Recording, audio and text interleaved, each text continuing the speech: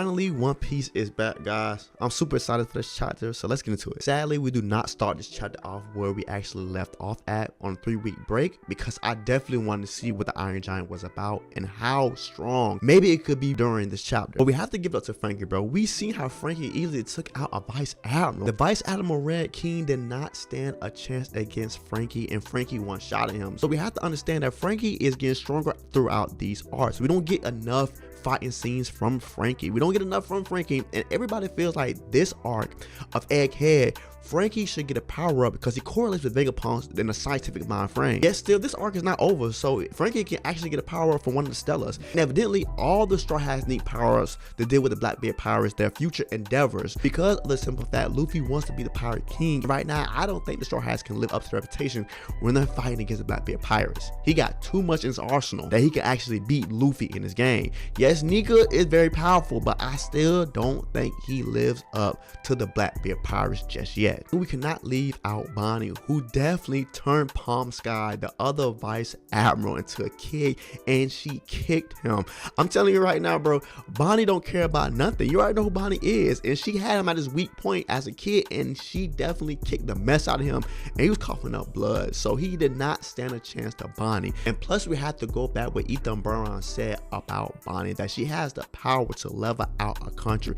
These Mark III pacifistas should not be taken lightly. They're definitely the next gen of pacifistas, right? We know Seraphim are stronger than them, but at the same time, bro, the power that Bonnie possesses overall puts her above a Vice Admiral level. If she could take Vice Admirals out like this, what is the level of Vice Admiral if they get taken out so easily by Frankie and a kid, 12-year-old Bonnie, without her pacifist Mark IIIs, bro? So let's think about this Vice Admiral rank. It seems like it's lower than ever right now, and it seems like the power of the Marines is even lower because they're losing the Mark IIIs as a power arsenal. Marines are strong because of the Seraphim right now, and that's the only thing that will help the Marines in this battle is the Seraphim. But we fast forward to the panel with York and Marcus Mars actually trying to destroy the broadcast room, and we later found out at the end of this chapter that maybe he actually found the room where the broadcast is broadcasting at. Vegapunk actually could have tricked Marcus Mars because if he did not destroy it right then and right there. I think that next chapter is going to be some type of mishap with this projection. I don't know if he can destroy it or not, or some type of sphere that he cannot touch, but it seems like just because Marcus Mars didn't touch it right now or destroy it right now, I don't think he'd be able to, or that there are multiple broadcasting. Just in case a reinsurance, Dr. Vegapunk is very smart. If they found one, they have to find multiple. This is just a hypothesis, but I'm just saying, like, it makes perfect sense. I don't think that Vegapunk would actually have only one snail broadcasting, just in case it might be interrupted. He made it clear in the broadcast that he's gonna take amazing measures just for this broadcasting to get out. So don't be surprised, even if Marcus Mars destroys this transponder snail, that the broadcast does not go away. And also, let's give it up to Marcus Mars on his haki, bro. Like, he senses the voice of a small animal.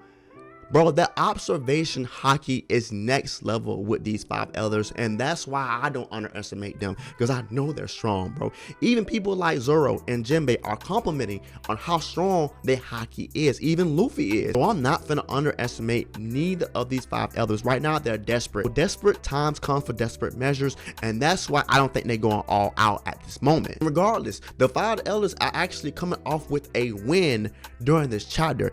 Even if the broadcast go out, they still got to step in line. Even if the countries debate against them, don't want to go with the 5 elders or with the government, either you stand in line or you end up like Lelouch. And I'm telling you right now, Luffy cannot save every kingdom. 5 elders reign by terror and fear. Are you gonna end up like Lelouch, or are you gonna fall in line again? But anyways, how do you guys feel about Stussy actually falling behind, trying to open up the dome once the Straw Hat leaves? She is taking initiative to stand behind and helping the Straw Hats. What is she planning? If she's gonna stay behind, she probably gonna get tortured by the 5 elders, or do she have a backup plan to leave? She's definitely courageous on taking the initiative to actually sacrifice herself for the Straw Hats can get off the island. Plus, what is Edison gonna do to make sure that the Straw Hats land on water, because they're certainly going to land on the ground if they go right now. Even the Kuniverse will actually ensure that they will actually land on the water. So I'm definitely looking forward to what Edison got up his sleeve next chapter. But we have to fast forward actually to Luffy versus Shepherd. Now, Shepherd is one of the warm cases where, no pun intended, that I don't really have high hope for his fruit or his powers, because we assume that these 5 elders are something like not human. So I don't know, I don't want to categorize them at all. If they're not human, there's something else, but their powers seem to be not up to my par. Like I said before, I'm not really feeling the 5 elders except J. Garcia Saturn, and Marcus Mars is very proven that he has a great power, or this being has a great power. I don't know what it is, but this worm case right here is sucking up everything because he's a sandworm. I don't know, I ain't feeling it. What else can Shepherd do? Topman has Conqueror's Haki, and his shell, right, his body is so hard like Big Mom's, like not even a red rocket can penetrate his armor. You remember the time Luffy actually clashed with Katakuri, and Katakuri armament Haki was stronger than his. His hand swole up and it was steaming, right? He had to blow it. That's the same thing that Top Man body possesses. Luffy actually kicked the building inside Shepherd's mouth. Yes, that was very smart on Luffy's part, but it seems like, you know, Shepherd is not doing enough. And I don't like how he's not doing enough. He has to actually do something to have us like, wow, in this chapter or in this arc. And right now, I'm not giving it. But let's get on Elbaf cuisine. Now, Luffy ate some called harkar, which is similar to a shark meat, which is really preferred in Greenland and Iceland. But this is something not familiar with the US. Like I said before, it's something northern people actually eat during festivals or something to celebrate. And it seems like it's definitely equivalent to a sensu bean from Dragon Ball Z. To be honest, this is big character development for anybody that stays on Elbaf and has an Elbaf warrior. Like, they have rations like this in their possessions to actually restore their health and restore their power that fast. They restored Luffy almost to 100%, seemed like off of a few bites of this hardcore. This is what real warriors possess. Something they can uplift their spirit, something they can rejuvenate fast in a hurry. This Hakar is definitely a process to make in real life. It takes about 4 to 5 months to actually make it edible, because at first it's not. It's very toxic when it's fresh. But think about what the Elbaf warriors do to actually make them more successful in battle, like eating Hakar. Like, it takes time to prepare for war. And while you're preparing for war, you can prepare rations.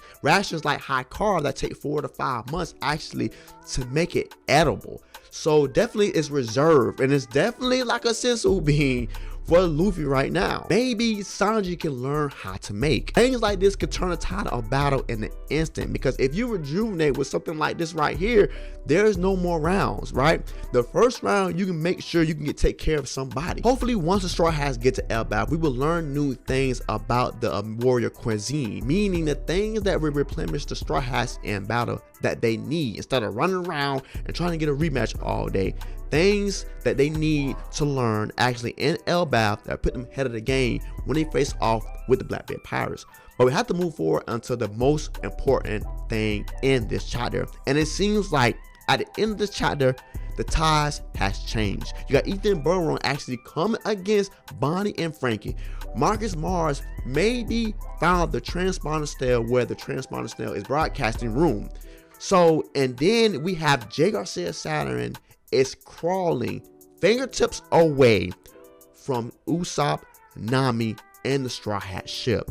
It seems like the tides are changing and it's favoring the 5 elders. Plus, it's 1 minute away from Dr. Vegapunk telling the truth about the world. This is so crucial right now to know that the things that the 5 elders put in place are succeeding. The things that Luffy and company are not succeeding right now. It's not looking too good unless the Iron Giant come in next chapter and handle a few things. I'm telling you right now, the Iron Giant is the only thing on Egghead that can damage the 5 elders. I put this on everything. I guarantee it, bro. At the simple fact, the reason why we did not see the Iron Giant right now, because we have to see the despair in Luffy's face, because they have no hope at this moment right now. The Iron Giant will cure everything. The Iron Giant will make sure Luffy and company get off this island, and the Iron Giant can hold the 5 elders at bay as they get off.